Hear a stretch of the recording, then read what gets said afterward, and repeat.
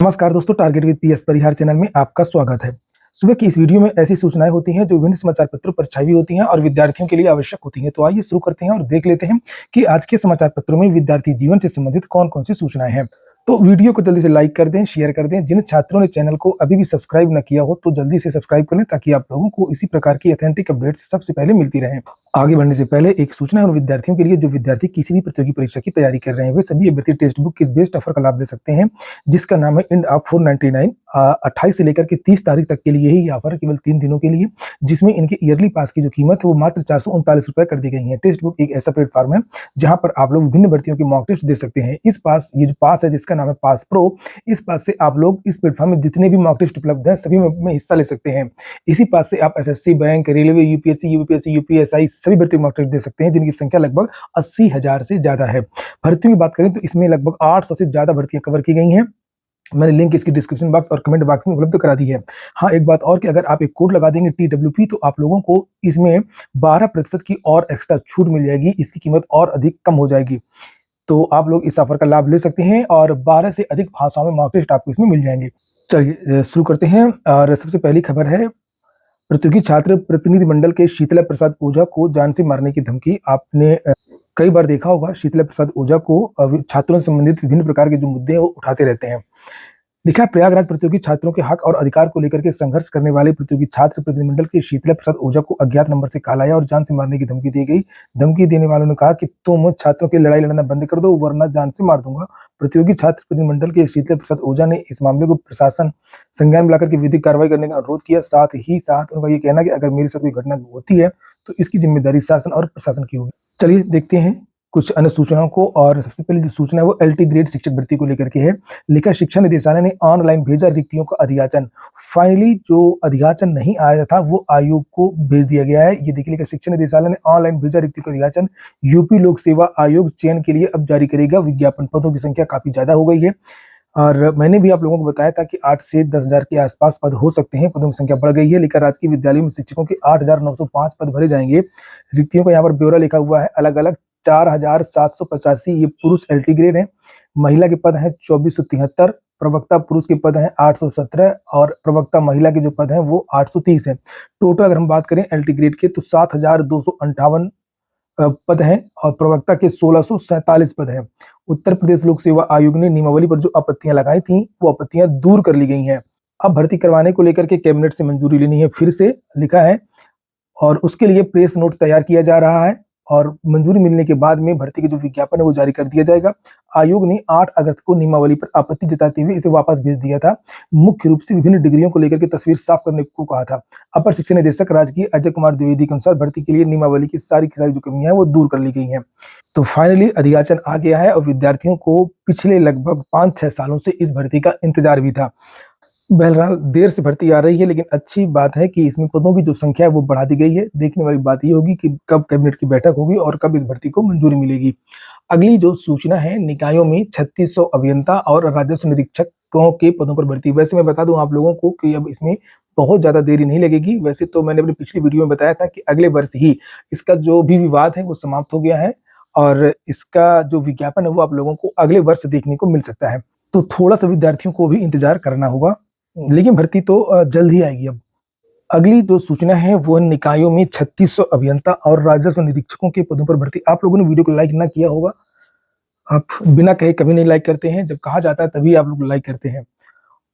तो निकायों में 3600 अभियंता और राजस्व निरीक्षकों के पदों पर भर्ती। शहरों में और बेहतर सुविधा देने के लिए राज्य सरकार निकायों में 3600 से अधिक अभियंताओं के साथ खाद्य एवं सफाई व कर निरीक्षकों की नियुक्ति करेगी। नीचे लिखा है कि शहरों में बढ़ते प्रदूषण को रोकने के लिए पहली बार पर्यावरण अभियंता भी रखे जाएंगे। नई पोस्ट है। इनका मुख्य काम केंद्र द्वारा दिए जाने वाले दिशा निर्देशों का पालन कराना होगा। नगर पालिका परिषद व नगर पंचायतों में 1600 से अधिक सहायक और अवर अभियंताओं की भर्ती होगी। नगर विकास विभाग इस संबंध में जल्द ही लोक सेवा आयोग और UPSSC को भर्ती से संबंधित प्रस्ताव भेजने जा रहा है। प्रदेश में मौजूदा समय में 762 निकाय हैं। इनमें से 17 नगर निगम, 200 पालिका परिषद और 545 नगर पंचायतें हैं। निकायों के पास अभियंता खाद्य सफाई और कर निरीक्षकों की कमी है। तो कुछ नए पद आपको देखने को मिल सकते हैं और ये भर्तियां अपने वर्ग के हिसाब से उत्तर प्रदेश लोक सेवा आयोग और उत्तर प्रदेश विधान सेवा चयन आयोग से होंगी।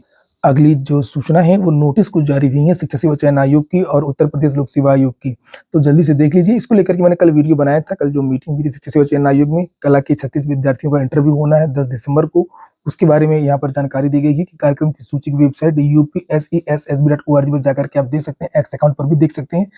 ये सूची मैंने आपको कल दिखाई भी थी। और लिखा अभ्यर्थियों को साक्षात्कार पत्र पुनः डाउनलोड करना होगा, भले उन्होंने पूर्व निर्धारित कार्यक्रम के अनुसार साक्षात्कार पत्र डाउनलोड किया हो। और अगली जो सूचना है वो लोक सेवा आयोग की है। एक विज्ञप्ति जारी हुई है। सम्मिलित राज्य कृषि सेवा प्रारंभिक परीक्षा 2024 किताब और मुख्य परीक्षा हेतु सफल अभ्यर्थियों जिनके द्वारा प्रश्नगत मुख्य परीक्षा हेतु ऑनलाइन आवेदन करने के लिए निर्धारित तारीख 11 नवंबर तक ऑनलाइन आवेदन सबमिट किया जा चुका है, परंतु उक्त आवेदन पत्र कतिपय कारणों से आयोग कार्यालय में नियत 18 नवंबर तक जमा नहीं किया गया है। को सूचित किया जाता है कि ऑनलाइन भरे गए आवेदन पत्र को मुद्रित कर समस्त अभिलेख, शैक्षणिक अभिलेख व अन्य प्रपत्र सहित आयोग कार्यालय में 4 दिसंबर को 5 बजे तक अवश्य उपलब्ध करा दें। विस्तृत विज्ञप्ति आपकी वेबसाइट पर उपलब्ध है। तो मेंस का फॉर्म है, जिन विद्यार्थियों ने अभी तक ना भरा हो तो जाकर के भर के जमा कर सकते हैं। सीएम योगी कल प्रयागराज आए थे, बहुत सारी बातें कही। रोजगार को लेकर कोई खास बात तो नहीं करी, लेकिन यहाँ का जो प्रमुख मुद्दा था कि छात्र संघ की बहाली हो, इसको लेकर के विरोध भी हो रहा था। और अच्छी बात है कि कुछ सीएम ने बोला प्रयागराज में, और उत्तर प्रदेश के जितने भी ज्यादातर विद्यालय हैं, महाविद्यालय हैं, वहां पर छात्र संघ रोक दिया गया, वहां चुनाव नहीं हो रहे हैं। और हाल ही में अभी पीएम मोदी ने मन की बात में और कई बार घोषणा किया कि वो 1 लाख नए युवा चाहते हैं जो नेतागिरी में आए, नेता बने। लेकिन कैसे नेता बनेंगे जब छात्र संघ ही बंद है। तो यहाँ पर मुख्यमंत्री ने समझा कि छात्र यहाँ के नाराज हैं प्रयागराज में, तो लिखा कि दीक्षांत समारोह में मुख्यमंत्री ने छात्र संघ की वकालत करते हुए कहा कि इसे सकारात्मक भाव से देखने की जरूरत है। प्रधानमंत्री ने भी उल्लेख किया है कि राजनीति में अच्छे व पढ़े लिखे युवाओं को आगे आना चाहिए। छात्र संघ पदाधिकारियों की उम्र भी तय होनी चाहिए। सीएम ने कहा कि सत्र नियमित कर 15 से 25 अगस्त तक प्रवेश प्रक्रिया पूरी हो जाए तो छात्र संघ का चुनाव कराया जाना चाहिए, फिर पठन पाठन शुरू किया जाए। उन्होंने छात्र संघ की जगह विश्वविद्यालयों में युवा संसद विभाग के गठन का भी प्रस्ताव रखा, जिसमें हर क्लास में यह तय होना चाहिए कि पहले ही वर्ष में कोई छात्र चुनाव न लड़े। हर क्लास में पहले प्रतिनिधि चुने जाएं और फिर प्रतिनिधियों में तय किया जाए कि दूसरे और तीसरे वर्ष में कौन चुनाव लड़ेगा। मुझे लगता है कि धरना प्रदर्शन प्रयागराज में जो हुआ था लोक सेवा आयोग में, और बहुत सारे धरना प्रदर्शन, ये उसको लेकर के इशारा किया गया है। जैसे यहाँ पर लिखा हुआ है कि सीएम ने कहा युवाओं को नए ज्ञान से खुद वंचित नहीं रहना चाहिए। नया ज्ञान भी एक विज्ञान है, इससे दूर रहेंगे तो बैरियर ही खड़ा करेंगे। तमाम लोग रिफॉर्म को अंगीकार नहीं कर रहे हैं, जैसे लोक सेवा आयोग में हो रहे हैं। झंडा लेकर के विरोध करने निकल पड़ते हैं। वह समय गया जब नारे लगते थे कि मेरी मांगी पूरी हो चाहे जो मजबूरी हो। इससे देश और समाज को उत्थान नहीं हो सकता है। हमारा हर पल हर क्षण राष्ट्र के लिए समर्पित होना चाहिए। तो कल कुछ छात्रों को सीएम ने मेडल भी दिए। कुमार विश्वास को भी डीलिट की मानद उपाधि दी गई। अगली सूचना है अटल आवासीय विद्यालय समिति की तरफ से प्रेस विज्ञप्ति जारी हुई है। भर्ती का विज्ञापन जारी हुआ है। ये भर्ती संविदा पर होगी। लिखा है उत्तर प्रदेश के समस्त राजस्व मंडलों में एक एक जनपद में कुल 18 आवासीय विद्यालयों का संचालन किया जा रहा है।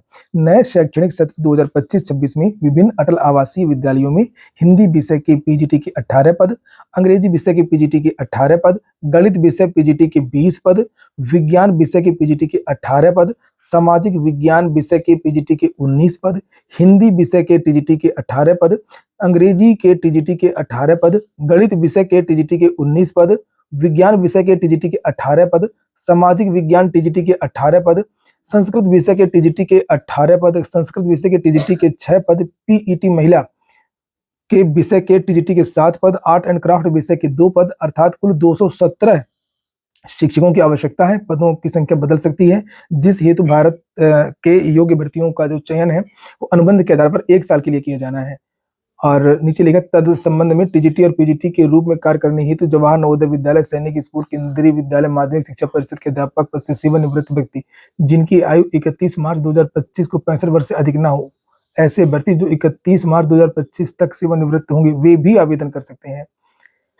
तो आवेदन कैसे करना है, यहाँ पर लिखा है कि आवेदन पंजीकृत डाक अटल आवासीय योजना की एक ईमेल है वहां पर, अथवा व्यक्तिगत रूप से कार्यालय पहुंच जाइए। अटल आवासीय विद्यालय समिति द्वितीय तल AND ब्लॉक, किसान मंडी, विभूति खंड, गुमती नगर, लखनऊ। ये एड्रेस यहाँ पर दिया हुआ है, ये वेबसाइट दिया हुआ है, तब लोग आवेदन कर सकते हैं। UPSSC की जो वैकेंसी आई थी 2 दिन पहले, उसके बारे में भी आज भी जानकारी दी गई है। और मध्य प्रदेश से कर्मचारी चयन मंडल भोपाल 881 पदों पर भर्ती आई है। राजस्थान कर्मचारी चयन बोर्ड से भी 1111 पदों पर कनिष्ठ अभियंता की भर्ती आई है 27 दिसंबर। इसकी लास्ट डेट है 18 से 40 के बीच के युवा आवेदन कर सकते हैं जूनियर इंजीनियर की। आज के वीडियो में इतना ही। पूरा वीडियो सुनने के लिए बहुत बहुत धन्यवाद।